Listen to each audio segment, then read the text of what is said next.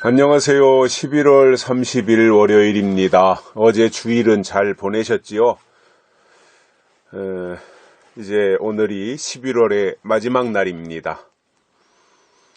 오늘 마무리 잘 하시고요. 날씨가 또 춥다고 합니다. 건강도 잘 돌보시기를 바랍니다. 오늘 말씀은 잠언 29장 1절입니다. 자주 책망을 받으면서도 목이 곧은 사람은 갑자기 패망을 당하고 피하지 못하리라. 아멘. 책망을 받을 때 그 사람의 자세가 중요합니다. 책망을 받을 때 겸허한 마음으로 그것을 달게 받으면 그 사람에게 도움이 되고 유익하겠지만, 책망을 받으면서 목이 곧은 사람은 그 책망이 그 귀에 들리지 않았고 귀에 안 들렸는데 그 책망이 그를 고치겠습니까? 그를 바꿔줄 수 있겠습니까? 안 되는 거거든요. 그 사람은 다른 타인으로부터 책망을 받을 때, 또는 훈계를 받을 때, 또는 경고를 받을 때 어떤 자세를 가질 것인가. 물론 귓전으로만 듣고 흘러버리면 의미가 없지만 정말 가슴으로 듣고, 그리고 그 책망이나 훈계에 비중을 두고 그 말에 따라서 내 어떤 삶의 방향 전환, 터닝 포인트가 이루어진다면 그것은 굉장히 의미 있는 훈계가 될 겁니다. 책망이 될 겁니다. 자, 이렇게 잠언 기자가 표현을 했지만 이것을 바꾸어서 자주 예언의 말씀을 받으면서도 목이 곧은 사람은, 안 받고 안 듣고 예언의 말씀을 자주 받으면서도 안 듣는 사람은 누구겠어요? 목이 곧은 사람. 목이 곧다는 것은 교만하다는 거예요. 오히려 말하는 사람을 얕잡아 보는 거죠. 그게 교만이거든요.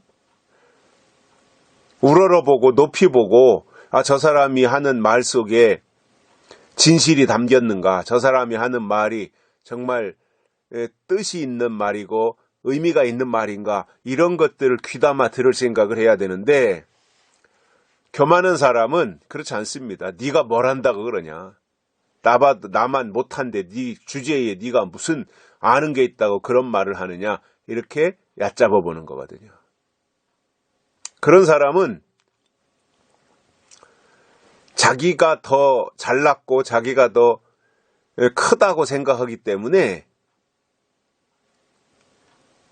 다른 사람이 하는 말을 귀담아 듣지 않아요. 그러니까 그런 사람은 10년이 지나가도 전혀 변화되지 않아요. 사람은 어린아이의 말에도 귀를 기울일 줄 아는 사람이라야 배울 게 있고, 또 그 사람이 바뀔 수 있습니다. 가능성이 있는 거예요. 근데 남의 말을 안 듣는 사람은 절대 바뀌지 않습니다. 바리새인들이 그랬잖아요. 바리새인들은 예수님이 오셔서 하는 말도 안 들었어요. 그리고 예수님을 무시했어요. 그리고 이상한 사람이라고 매도한 거예요. 이게 바리새인들이에요. 그들이 하나님을 몰라서 그런 것이 아니라 하나님을 아는데 하나님이 보내신 예수님을 인정하지 않았던 거죠. 왜 그렇습니까? 그들이 목이 곧아서 그런 거예요. 우리는 율법을 다 한다. 우리는 율법을 잘 지킨다. 우리는 아브라함의 자손이다.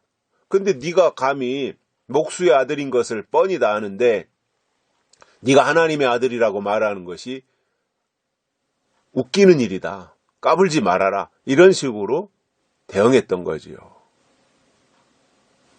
그러니 그들은 책망을 받고, 또는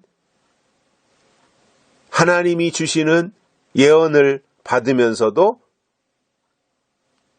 교만하기 때문에 안 듣는 겁니다. 오히려 말하는 예수님을 무력화시키려고 했던 거예요.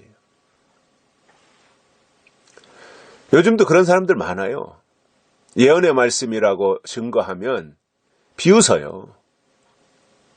근데 이렇게 보면 그 사람이 뭐 비웃을 만큼 뭐 신앙이 특출나다든가 잘났다든가 세상적으로 뭔가를 소유했다든가 이렇지도 않아요. 그런데 예언의 말씀이라고 하면 요한계시록으로 신앙생활을 이제 업그레이드 해야 된다고 하면은 그 말 자체에 대해서 비중을 두지 않아요. 그런 사람이 인맞아야 된다 그러면은 그 말을 듣겠어요? 안 들어요. 오래전 이야기입니다마는 저희 아버지께서 말세와 대환란이라는 책을 내실 무렵에 이제 최종 교정을 보러 가는데 제가 그때 군대에서 제대할 무렵인데 마지막 휴가 나왔을 땐가 하면 제대했을 땐가 그 무렵에 이제 아버지하고 같이 출판사에 갔어요.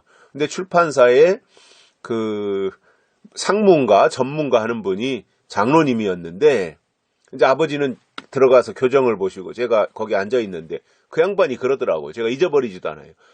그게 벌써 82년도인가? 82년도일 거예요. 82년도 아니면 81년도.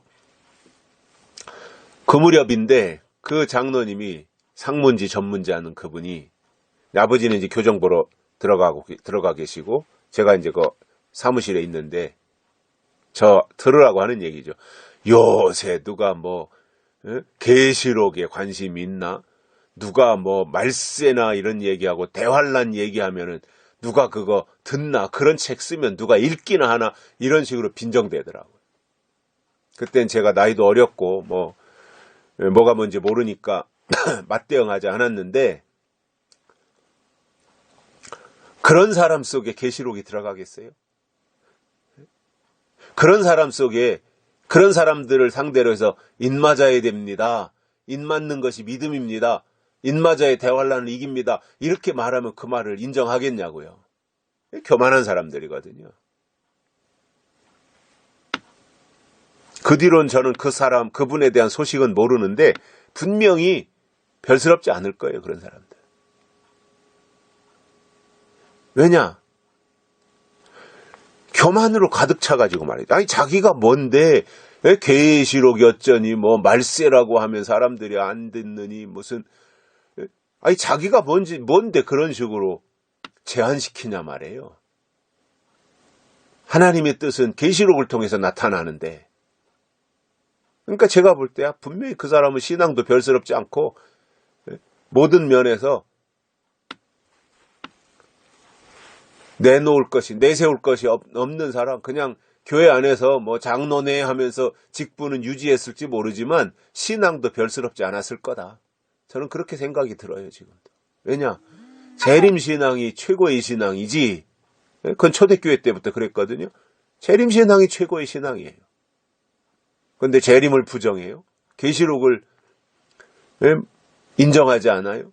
그런 사람 속에 무슨 신앙이 있겠습니까?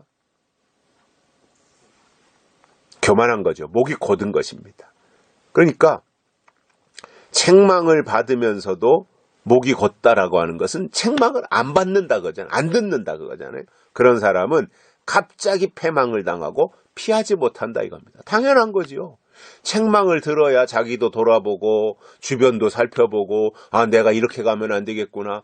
저렇게 말하는 저분의 말이 옳구나. 저분의 말에다 비중을 두고 따라가야 되겠구나.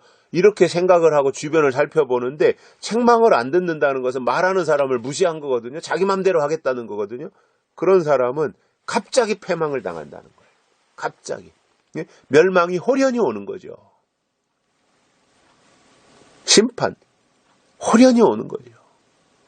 노아의 홍수 때 그렇게 홍수가 온다, 심판이 온다, 방주에 들어와야 된다 그렇게 이야기를 해도 안 들었던 노아 때 당시의 사람들이 다 목이 곧은 사람들이에요. 그들은 홍수가 나니까 갑자기 패망을 당하고 피하지 못했어요. 방주에 들어오는 게 피하는 건데 들어오는 게 아무 때나 들어오는 것이 아니라 때가 정해져 있거든요. 그때 들어와야 되는 거죠. 그런데 말씀을 노아가 홍수가 온다고 심판이 온다고 방주에 들어와야 된다고 증거할 때 그 말을 무시하고 안 듣고 외면했던 그 사람들이 나중에 들어올 수 있게 되겠냐 말이에요. 말씀을 증거할 때 말씀을 들어야 실제로 그 일이 나타날 때 보호받는 것이지, 말씀을 증거할 때 항상 말씀이 먼저 오잖아요. 말씀을 증거할 때 말씀을 외면하면 실제로 그 일이 나타날 때 외면당할 수밖에 없는 거예요. 말씀을 무시하면 결국 그 말씀한테 자기도 무시당하는 거거든요. 방주 짓는데 방주 짓는 것을 무시하면 결국은 방주가 그 사람을 무시하는 거예요.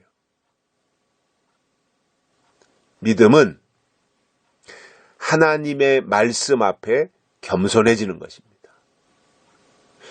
하나님이 책망하시면 책망을 감사함으로 받아들이는 것입니다. 그 사람은 구원을 받고 또 피난도 할 수 있지만 목이 곧은 사람은 피난이 없습니다. 그냥 패망을 당하고 마는 것입니다. 우리가 하나님이 주시는 예언의 말씀을 겸손함으로 받으면 앞에 길이 열리고 노아의 방주도 문이 열려서 거기에 들어가게 된다라는 것입니다. 여기까지 하겠습니다. 감사합니다.